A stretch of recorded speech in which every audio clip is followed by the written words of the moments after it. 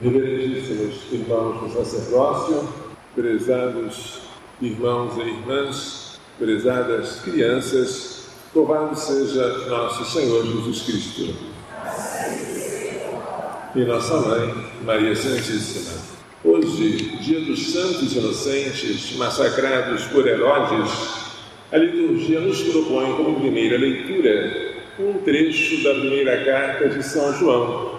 Este trecho fala do poder purificador do sangue de Cristo, do seu sacrifício expiatório por nós e por todos os pecadores, e da necessidade de nós reconhecermos os nossos pecados para sermos perdoados. Jesus Cristo, o justo, é a vítima de expiação pelos nossos pecados.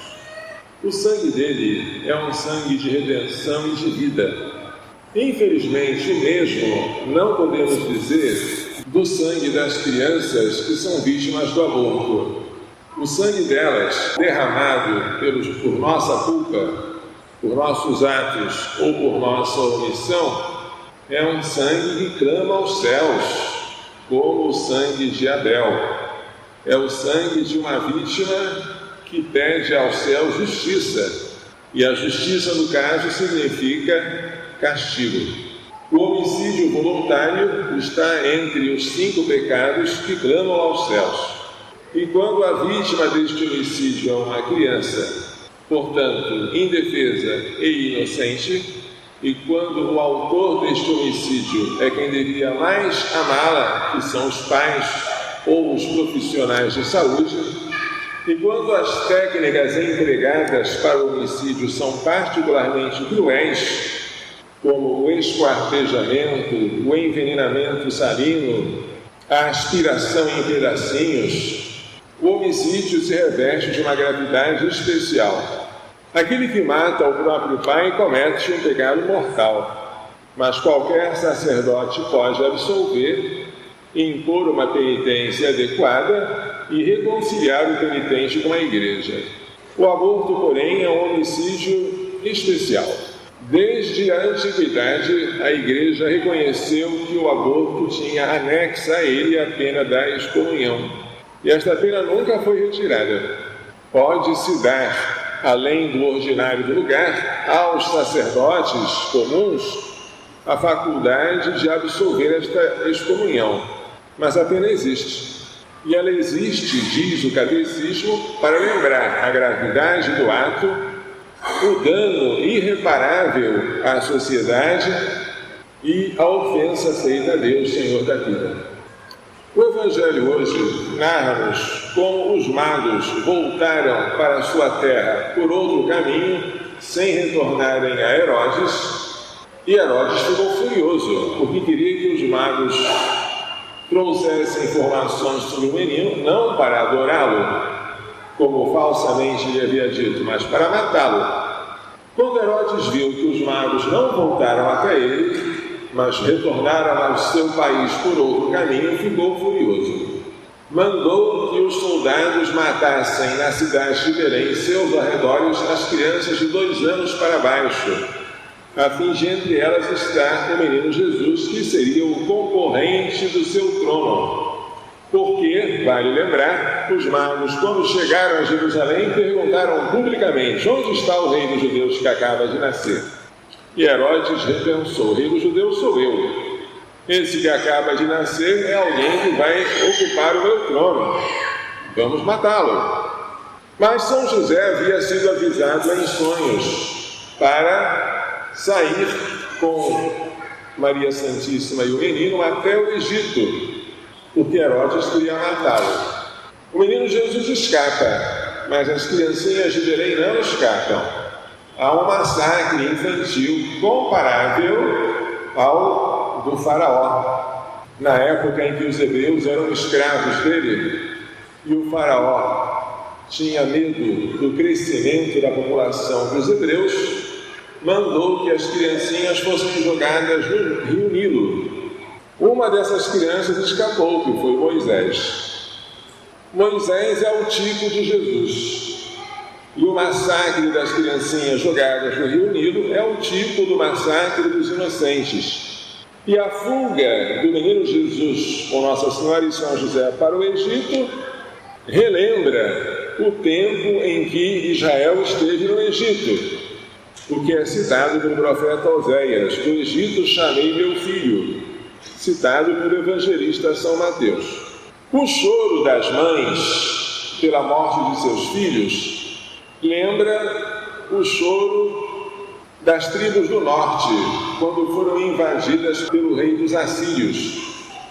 Raquel chora seus filhos. Raquel é uma das esposas de Jacó. Ela chora os seus filhos.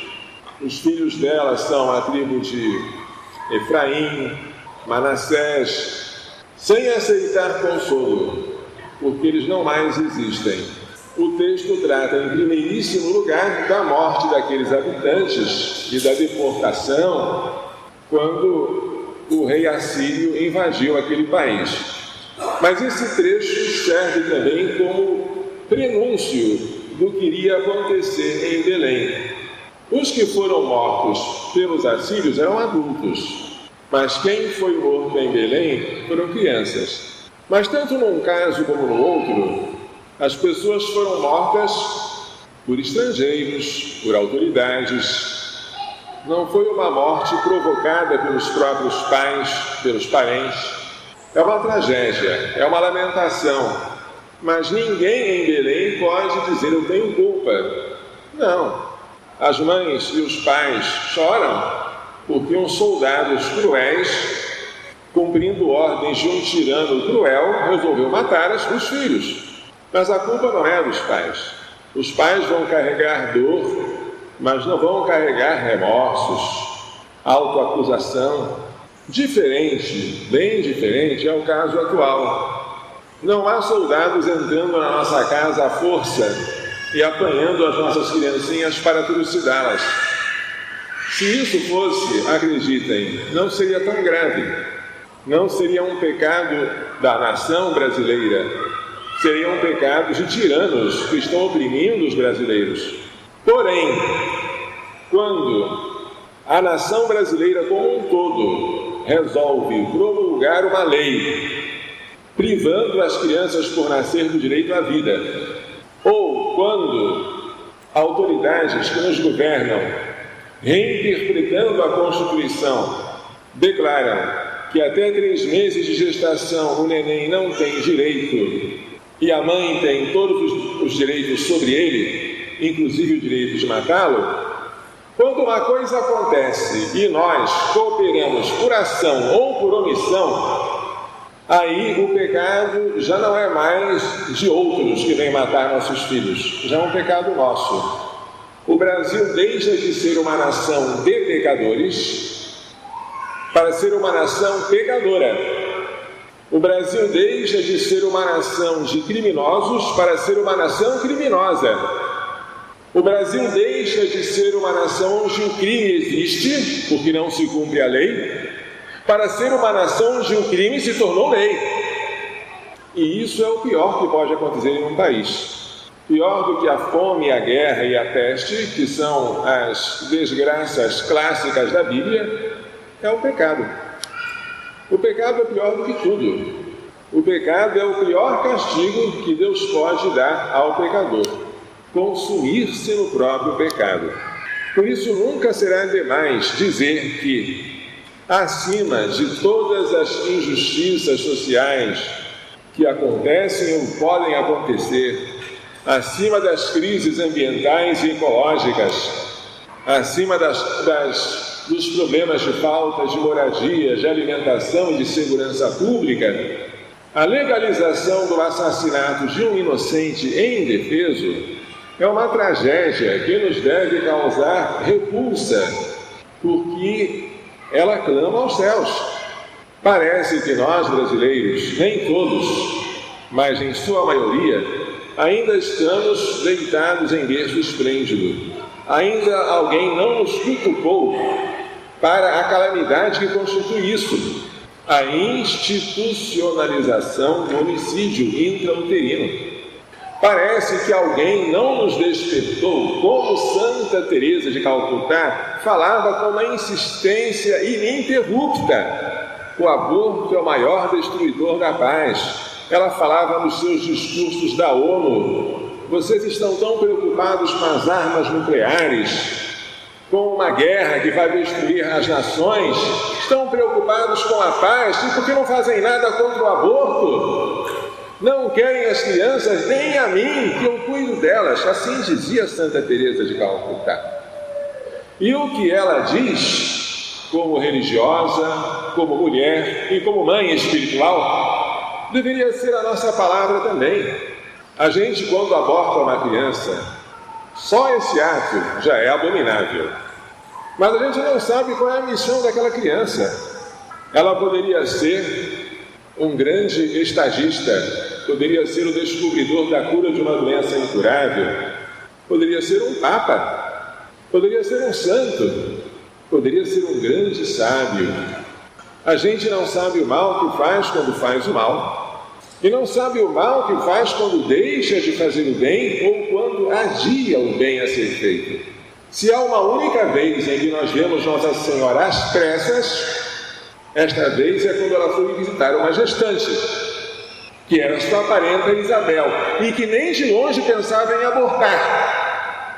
Imagine qual seria a pressa de Maria Santíssima em socorrer uma mãe em desespero, que por falta de aconselhamento está cogitando de matar o próprio filho. E qual a nossa culpa se nós retardamos esta visita? A todos os que já acordaram, permaneçam acordados. Parabéns pela vigília. Aos que ainda estão entorpecidos, vale a palavra de Jesus no Jardim das Oliveiras: vigiai e orai. O espírito está pronto, mas a carne é fraca. E a nossa luta, sobretudo, é contra os espíritos malignos que povoam os ares. Nós podemos usar estratégias naturais, porque a graça supõe a natureza, mas não podemos nos deixar limitar por elas. A nossa principal estratégia vai ser a oração e os sacramentos. Enquanto nós não dobrarmos os joelhos, não adorarmos o Santíssimo Sacramento, não implorarmos misericórdia pelo sangue dele, não ficarmos como Maria ao pé da cruz, enquanto nós não redescobrirmos o valor da Santa Missa em que Jesus se oferece por nós, tudo mais que nós fizermos em termos de lobby, de pressão política, vai ser como correr atrás do vento, ou como enxugar gelo, uma tarefa inútil.